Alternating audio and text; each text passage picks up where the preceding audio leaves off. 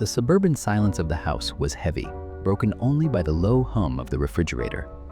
Alex sat in his upstairs bedroom, the glow of his monitor the only light in the room.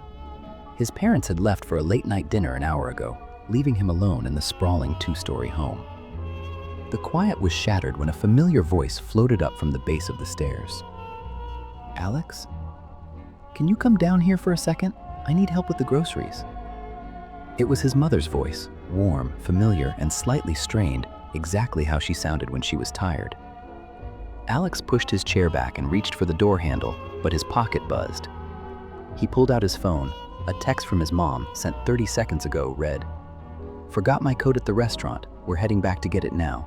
Won't be home for another 20 minutes. Love you." A cold, paralyzing weight settled in his chest. If his mother was miles away in the city, who or what was standing in his kitchen using her voice? He didn't move. He didn't breathe. Then he heard it. The sound of something dragging itself across the hardwood floor downstairs. It wasn't the sound of footsteps. It was the sound of something heavy being pulled, followed by a wet, clicking noise. The voice called out again, but this time it was closer. It was at the top of the stairs. "Alex, honey?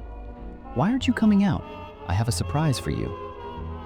The tone was identical to his mother's, but the pacing was off, too slow, too rhythmic, like a machine trying to mimic human emotion.